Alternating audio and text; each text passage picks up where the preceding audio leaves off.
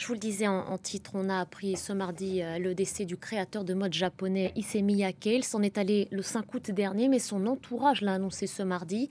Issey Miyake était âgé de 84 ans. Pascal Mourier est avec moi sur ce plateau. Bonjour à vous, Pascal. Merci d'être là, Bonjour. chroniqueur mode à France 24. On va lui rendre hommage à notre façon, à votre façon même. Tout le monde connaît son nom, mais très peu connaissent vraiment son art. Il était très peu connu du grand public parce qu'il ne voulait pas se mettre en avant. Non, il voulait rester en famille, il voulait rester avec son groupe. En fait, Issey Miyake s'est toujours mis de côté pour pouvoir mieux promouvoir, promotionner ce qu'il avait envie de dire en fait. Son credo, c'était que les murailles de pierre se transforment en cloisons transparentes. Et en fait, c'est cette phrase qui a totalement fait que sa vie est devenue ce qu'elle est devenue, c'est-à-dire c'est un homme qui a pas... C'est un homme qui a démarré, il avait 7 ans quand la bombe atomique a explosé à Hiroshima en août 1945. Il en avait d'ailleurs gardé quelques séquelles. Et puis ensuite, il a étudié au Japon, il a étudié les beaux-arts. Et puis ensuite, il est venu à Paris, parce que pour Paris, pour des designers comme Issey Miyake, Paris était quand même la ville de la mode et la ville où l'on pouvait surtout s'exprimer, puisque lui, il a toujours promu la liberté de penser, la liberté de s'exprimer. Alors, il faisait partie aussi de cette première génération, comme avec son copain, l'architecte Tadao Ando.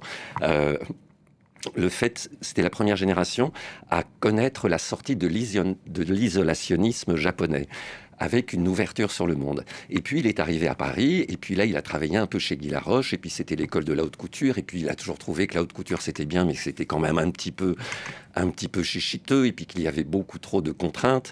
Ensuite, il a appris réellement son métier d'architecte du vêtement avec Hubert de Givenchy. Là, on parle vraiment de ce qui s'était passé au siècle dernier. Et puis, dans les années 80, il a explosé. Parce que d'abord, Paris était une place extraordinaire pour que tous les designers du monde puissent venir exposer leurs modèles. Et puis, il a commencé à travailler sur les matériaux. Parce que pour Issey Miyake, on peut créer à partir de n'importe quoi. Du fil de fer, du plastique, on peut prendre du crin, on peut prendre du raffia. Ce qui prouve aussi que le raffia, généralement, on le trouve en Afrique.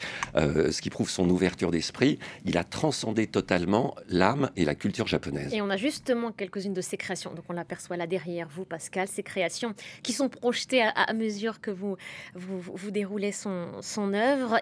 Il a été à l'origine de ce que vous aviez appelé, vous m'avez expliqué, la recherche fondamentale. C'est absolument ça, pouvoir créer avec tout type de matériaux. Et vous portez d'ailleurs une de ces créations, ce joli gilet. Une de ces créations, c'est un gilet. Alors, c'est la parfaite alliance entre un gilet masculin tout à fait technique et extrêmement rigoureux, mais en fait, c'est fait dans un matériau qui fait que on se sent à l'aise, on se sent confortable. Et c'est vraiment ça l'âme d'Issey Miyake, se servir des choses, même des motifs géographiques extrêmement primaires, comme sur ses sacs par exemple, parce qu'aujourd'hui, Issey Miyake est très connu pour ses parfums et pour ses sacs, beaucoup moins pour ses vêtements, mais il n'a pas vraiment influencé toute une génération de créateurs comme Thierry Mugler ou Yves Saint Laurent ou même Karl Lagerfeld.